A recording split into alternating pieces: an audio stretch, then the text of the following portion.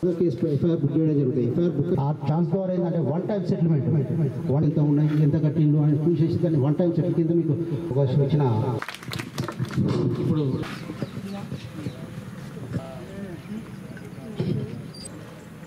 Santosh sir ఏది చేయాలి ఏది చెందనంటే ఏది చేయాల్సిన పని చేయకపోతే భయం అవుతుంది. మెయిన్గా ఉద్దేశం ఏంటంటే ఏదైతున్నదో ఎన్డీపీఎస్ ఒకరిని చూసి ఒకరు దీనికి మనం చేసే ప్రతి పని అంటే ఇప్పుడు ఆ మెసేజ్ వస్తుంది కేసులు ఏదైతే ఉంటుందో అవన్నీ మరియు సంతోష్ గారు వారు కక్షిదారులు పోలీసు వారికి కాన్స్టిట్యున్సీ సుల్తానాబాద్ బాగుంటే అన్ని ఊర్లు బాగుంటాయి. అన్ని ఊర్లు బాగుంటే మీ గల్లీలు బాగుంటాయి. उधर देखो कोई बात नहीं, नजदीक जाओ, दोनों दोनों नजदीक खड़े हो जाओ। हाँ ऐसा दोनों న్యాయవాదులకు మరియు సీనియర్ న్యాయవాదులకు లోకాధికారులు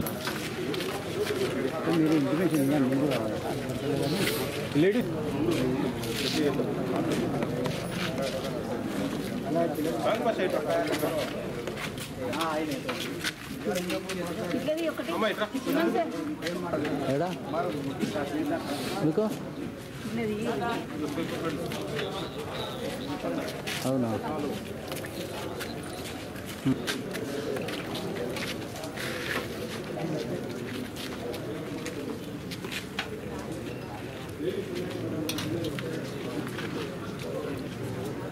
తర్వాత మాట్లాడు.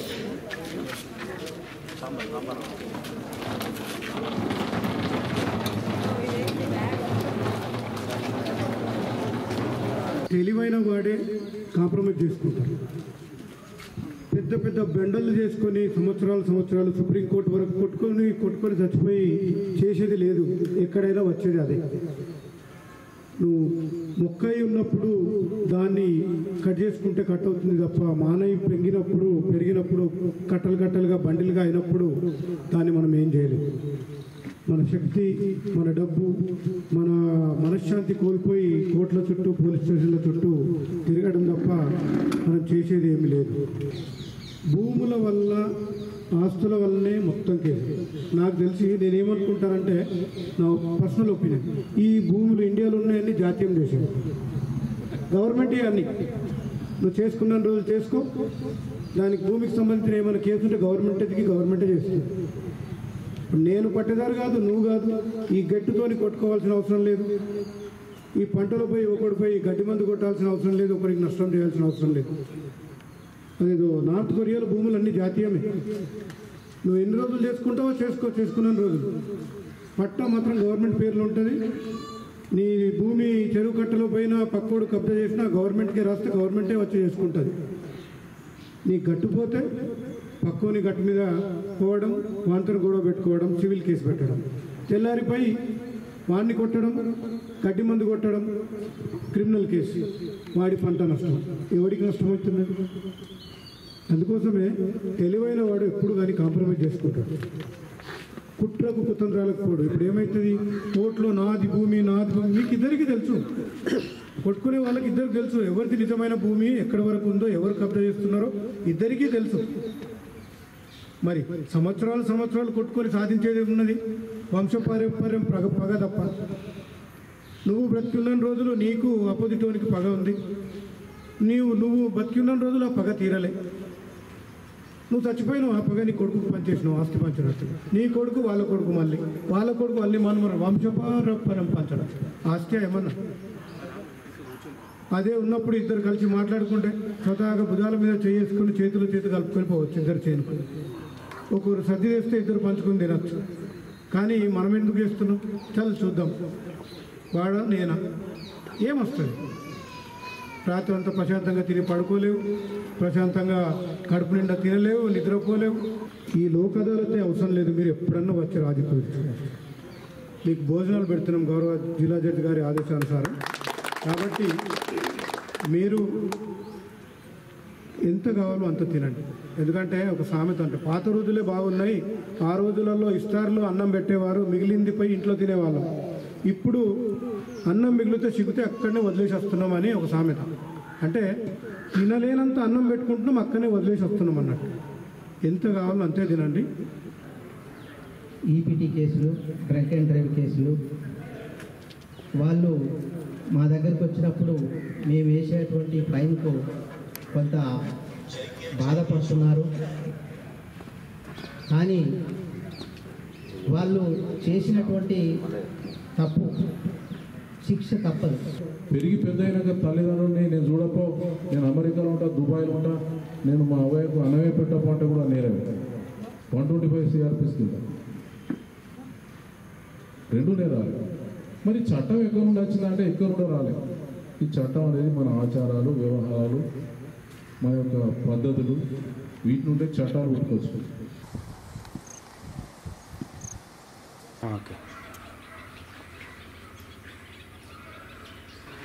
ఈరోజు వికలాంగులు ఆసరా పెన్షన్దారుల పక్షాన మాట్లాడేసిన ప్రతిపక్షాలు మాట్లాడకుండా మౌనం వహిస్తున్నాయి. కనుక తక్షణమే ఎంఆర్పిఎస్, ఎంఎస్పి, బిహెచ్పిఎస్ అనుబంధ సంఘాల ఆధ్వర్యంలో రాష్ట్ర ప్రభుత్వాన్ని డిమాండ్ చేస్తూ ఈ నెల 15న తలపెట్టినటువంటి ఎంఆర్ఓ కార్యాలయాల ముట్టడికి పిలుపునిస్తున్నాము. 2000 పెన్షన్ 4000, 4000 పెన్షన్ 6000 ఇస్తా అని చెప్పేసి 22 నెలలుగా గద్దెనెక్కింతవరకు కనీసానికి వాళ్ళ విషయంలో ఏ రోజు కూడా మాట్లాడకుండా నిమ్మకు నీరెత్తినట్టుగా ఉన్నటువంటి ఈ ప్రభుత్వానికి ఇకనైనా వెంటనే మంజూరు చేయకపోతే ఎంఆర్పిఎస్, బిహెచ్పిఎస్ అనుబంధ సంఘాల ఆధ్వర్యంలో ఆసరా పెన్షన్దారుల పక్షాన ఉద్యమాలను ఉధృతం చేస్తామని డిమాండ్ చేస్తున్నాము. ఈరోజు మాట్లాడాల్సిన ప్రతిపక్షాలు భూముల విషయంలో, రైతు బంధు విషయంలో, రైతు రుణమాఫీ విషయంలో, ఇచ్చిన 6 గ్యారెంటీల విషయంలో మాట్లాడుతుంటారు. కానీ ఈరోజు ఆసరా పెన్షన్దారులకు ఇచ్చినటువంటి కాంగ్రెస్ పార్టీ మేనిఫెస్టోను మాట్లాడకుండా మౌనం వహిస్తున్నటువంటి ఈ ప్రతిపక్షాలు కూడా నిమ్మకు నీరెత్తినట్టుగా వ్యవహరిస్తున్నాయి. కనుక తక్షణమే ఎంఆర్పిఎస్ అనుబంధ సంఘాల ఆధ్వర్యంలో మాకు గౌరవనీయులు పెద్దలు మందక్షమాది గారు ఇచ్చిన పిలుపు మేరకు మేము జిల్లా వ్యాప్తంగా ఈ యొక్క కార్యక్రమాలను ఉధృతం చేయడం జరుగుతుంది. అందులో భాగంగా ఈరోజు పెద్దపల్లి జిల్లా కేంద్రంలోని సుల్తానాబాద్ మండల కేంద్రంలో రేపు సోమవారం రోజు 15వ తారీఖు రోజున జరగాల్సిన ఎంఆర్ఓ కార్యాలయం ముట్టడికి అధిక సంఖ్యలో పాల్గొని ఆసరా పెన్షన్దారులు ఈ యొక్క కార్యక్రమాన్ని విజయవంతం చేయాలని పిలుపునిస్తున్నాము.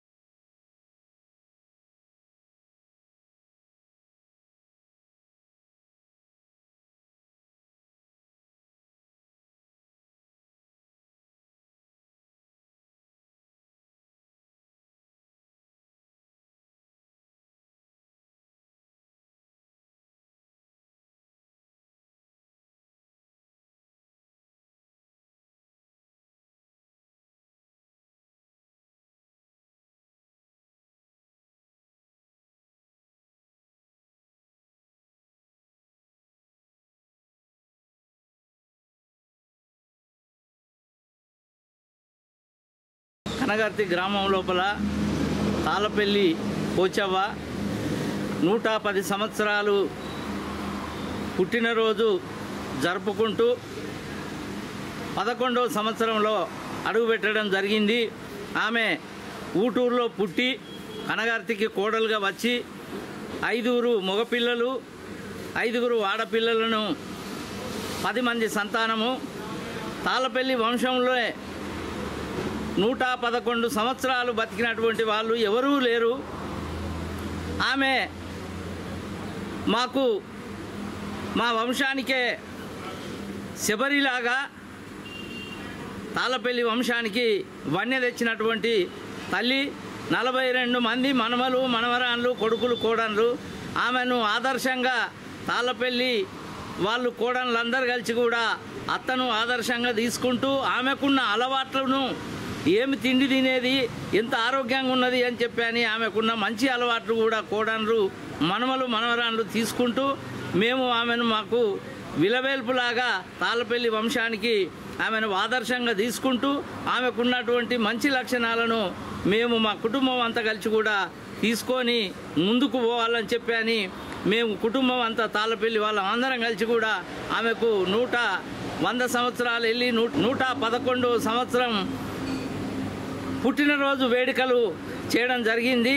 అంటే ఇప్పుడు ఆమె తన పనులు ఈ వయసులో కూడా తన పనులు ఆమె చేసుకుంటే తన పనులు తానే చేసుకుంటూ ఈ యొక్క వారం 10 రోజుల నుంచి పూర్తిగా నడవలేకపోతుంది. కాబట్టి ఆమె మళ్ళీ కూడా ఇంకో వచ్చే సంవత్సరం వరకు కూడా ఆయురారోగ్యాలతో ఉండాలని చెప్పని ఆమె మా ఒక్క తాళ్ళపల్లి వంశాన్ని ఆశీర్వదించాలని చెప్పని మేము అందరం కలిసి కూడా కోరుకుంటున్నాం.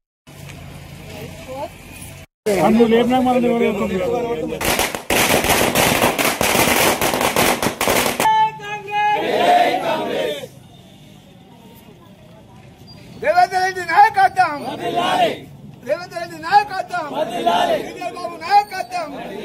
జై బోలో జై కాంగ్రెస్.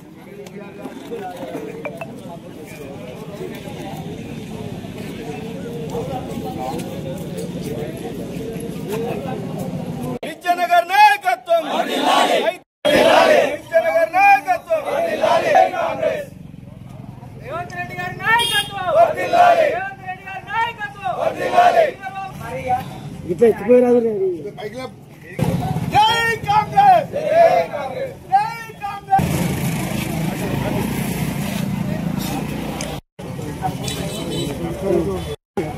రోషన్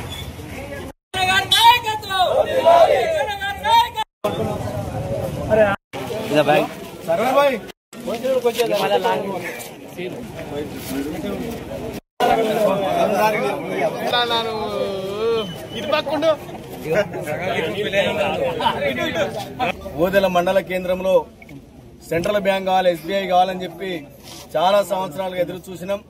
చాలా మంది నాయకులను చూసినాం. ఎలక్షన్లు రాగానే వాగ్దానాలు చేసి మండల కేంద్రంలో గ్రామీణ బ్యాంకు ఉంది కనుక నన్ను గెలిపించినట్టయితే నేను ఎస్బీఐ తీసుకొస్తా, ఎస్బీఐ తీసుకొస్తా అని ప్రగల్భాలు పలికినటువంటి నాయకులు ఒక్కొక్కరు 10 సంవత్సరాలు అంటే 2 టర్ములు 3 టర్ములు చేసిన సందర్భాలు మనం అనేకం చూసినాం. ఆ మాయ మాటలు చెప్పి ఓదెల మండల కేంద్రాన్ని ప్రతిసారి మోసం చేసుకుంటూనే వచ్చారు. మరి ఓదెల మండల కేంద్రంలో అన్ని రకాల సౌకర్యాలు ఉన్నట్టయితే మండలం అంతా కూడా అభివృద్ధి చెందుతాయనే కాంక్షతో ఉన్నటువంటి మన విజయన్న ఎలక్షన్ల ముందు ఏదైతే చెప్పిరో నేను గెలిచిన తర్వాత ఎస్బీఐ బ్యాంకు తీసుకొస్తా అని చెప్పిరో ఆ రోజు ఈ రోజు రానే వచ్చింది. ఆ సందర్భంలో ఇక్కడికి వచ్చినటువంటి ప్రతి ఒక్క నాయకునికి, ప్రతి ఒక్క కార్యకర్తకి పేరు పేరున హృదయపూర్వక నమస్కారాలు తెలియజేస్తూ మనందరం కూడా విజయన్నకు రుణపడి ఉన్నాం.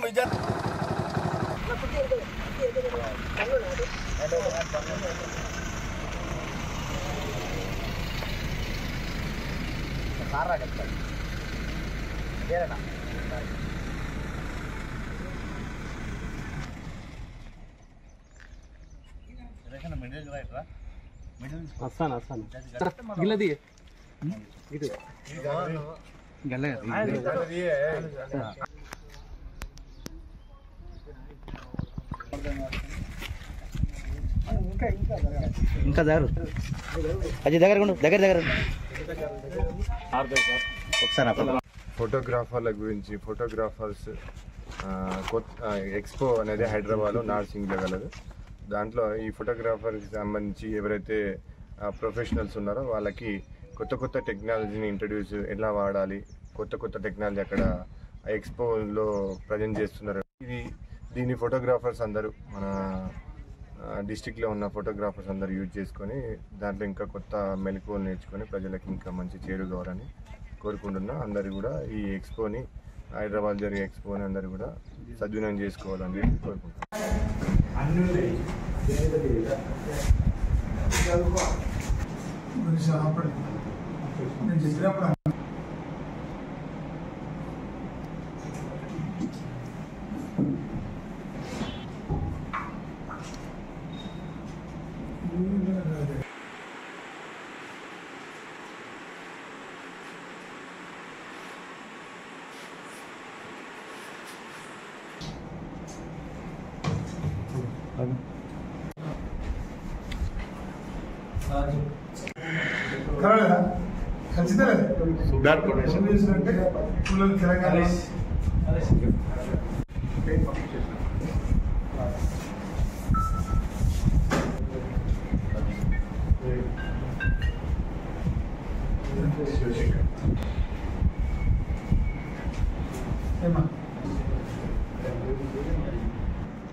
బతుకపల్లి అవుట్స్కర్ట్స్లో ఉన్నటువంటి లక్ష్మీ ప్రసన్న ఫంక్షన్ హాల్ మీకు అందరికీ తెలుసు. ఆ ప్రాంతంలో వెహికల్ చెకింగ్ చేస్తుండగా ఒక ఎర్టిగా కార్ రావడం అనుమానాస్పదంగా అనిపించడంతో మా ఎస్ఐ గారు వారి సిబ్బందితో అది చెక్ చేయడం, దానిలో 4 కిలోల పైన అంటే 4 కిలోల 100 గ్రాముల అందాజు అంటే జోక్తే మనకు తెలిసింది 4 కిలోల పైన ఎండు గంజాయి దొరకడం. దాని విలువ అందాజు 2 లక్షల చిల్లర ఉంటుంది. అందులో ఉన్నటువంటి అతన్ని వివరాలు తెలుసుకుంటే అతను అరుణ్ అని హుస్నాబాద్ పట్టణానికి సంబంధించిన వ్యక్తి. ఆ ఓన్ కార్ అతను, కార్ ఓనర్ కమ్ డ్రైవర్ అతను. ఈ ఓనర్ కమ్ డ్రైవర్ చేసే క్రమంలో రకరకాల వ్యక్తులు పరిచయం అయితే మీకు తెలుసు. అట్లాగే పరిచయమైన వ్యక్తుల్లో 2 ఇళ్లకు చెందినటువంటి మహేందర్ అండ్ ఆకాష్ అనే వాళ్ళు పరిచయం కావడం, వాళ్ళు ఎక్కడో ఒరిస్సా ప్రాంతానికి వెళ్ళి ఎవరో గుర్తు తెలియని వ్యక్తి దగ్గర వాళ్ళు తీసుకురావడం. ఇతను కూడా వాళ్ళ దగ్గర డ్రైవర్గా పనిచేస్తే లాభం రావట్లేదు, ఇట్లా మాకు లాభం పైసలు ఎక్కువ వస్తున్నాయి, లాభం మంచిగా వస్తుంది అని అది చెప్పడంతో వాళ్ళతో ఫ్రెండ్షిప్ ఏర్పడి ఇతను కూడా వాళ్ళు తీసుకొచ్చుకున్నప్పుడు వాళ్ళ దగ్గర నుంచి కొనుక్కోవడం, తీసుకొచ్చి హుస్నాబాద్, కరీంనగర్, పెద్దపల్లి, కోదల, సుల్తానాబాద్ ఏరియాలు విద్యార్థులకు కావచ్చు, వర్కర్స్కి కావచ్చు, మన దగ్గర చాలా ఇటుక బట్టలు ఉన్నాయి, రైస్ మిల్లు ఉన్నాయి, మీ అందరికీ తెలుసు.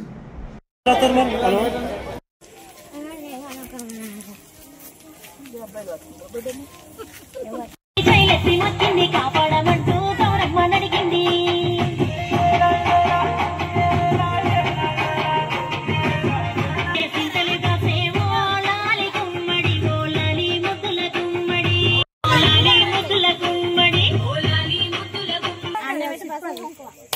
ఒక్కటి చెప్ప తులసేది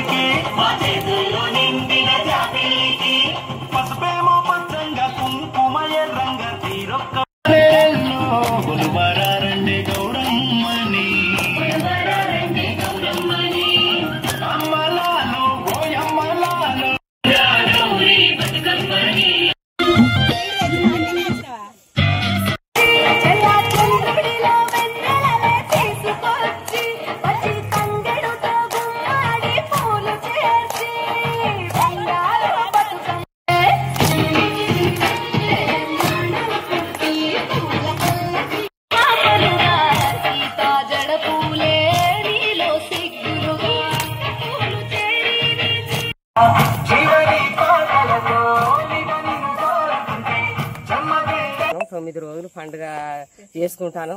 అందరం కలిసి చిన్నోళ్ళు పెద్దోళ్ళు అందరం కలిసి ఇక్కడ మంచిగా చేసుకుంటాను, ఆడుకుంటాను.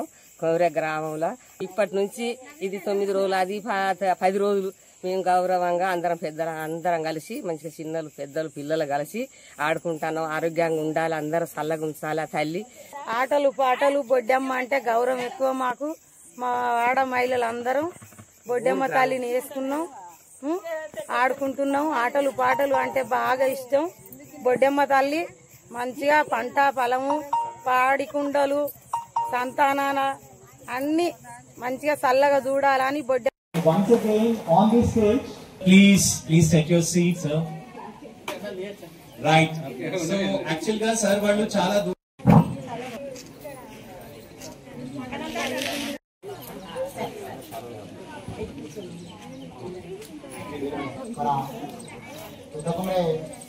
ఆస్థాన కవి గాయకుడు శ్రీ వీరబ్రహ్మేంద్రచారి గారిని స్టేజీ పైకి సాధారణంగా ఆహ్వానిస్తున్నాం. Welcome to Veerabrahmendrachari. అదేవిధంగా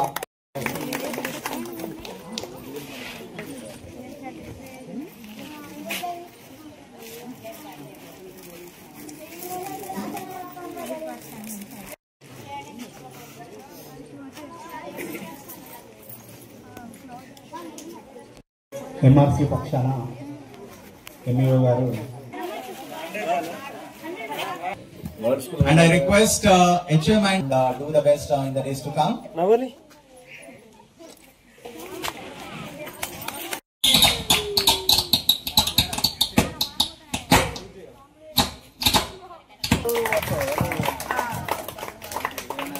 Papam. Okay. Before, కొన్ని చిన్న obstacles are there. So whatever it is, weather is also very cooperative and sir is also a very lucky person.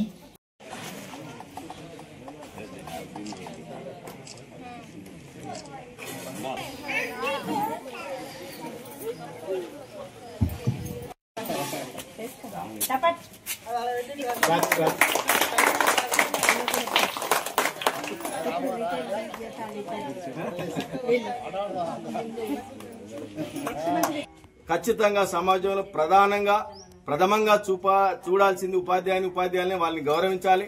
మన యొక్క తల్లిదండ్రుల తర్వాత మనకు ఉపాధ్యాయులే మనకు మార్గదర్శకులు. మరి మనకు భగవంతుడు మనమే చెక్కుకుంటాం. మనుషులమే ఒక రాతిని విగ్రహం చేసి దేవుడని మొక్కుతాం. కానీ దేవుడు రూపంలో ఉన్నటువంటి వాళ్ళే ఉపాధ్యాయులు. యూపీఎస్ పెద్ద కుమరే పాఠశాలందు మా ఉపాధ్యాయ బృందం ఏర్పాటు చేసిన సన్మాన కార్యక్రమంలో పాల్గొన్నాను. ఈ కార్యక్రమం నాకు చాలా మా ఉపాధ్యాయులను ఈ సభాముఖంగా ధన్యవాదాలు తెలుపుతున్నాను. ఇంకా నేను ఇదే విధంగా ఈ పాఠశాల అభివృద్ధిలో చాలా తోడ్పాటు అందించిన మా గ్రామ పెద్దలు సాగరన్న వారికి అందరికీ ప్రజలకు విద్యార్థుల తల్లిదండ్రులకు సభాముఖంగా ఈరోజు ప్రత్యేక ధన్యవాదాలు తెలుపుతున్నాను. దీర్ఘకాలంగా సేవలు అందించినటువంటి మాజీ ప్రధానోపాధ్యాయులు శ్రీ ప్రతాపగిరి రాంప్రకాష్ గారికి వీడ్కోలు సమావేశం నిర్వహించడం జరిగింది. సార్ ఇక్కడ నుండి బదిలీపై భూపాలపల్లి జిల్లా వెళ్ళడం జరిగింది. ఆ సందర్భంగా పాఠశాల తరపున మరియు హ్యాప్ చైర్మన్ తరపున తర్వాత ఎంఆర్సీ తరపున సార్కి ఘనంగా సన్మానం చేయడం జరిగింది.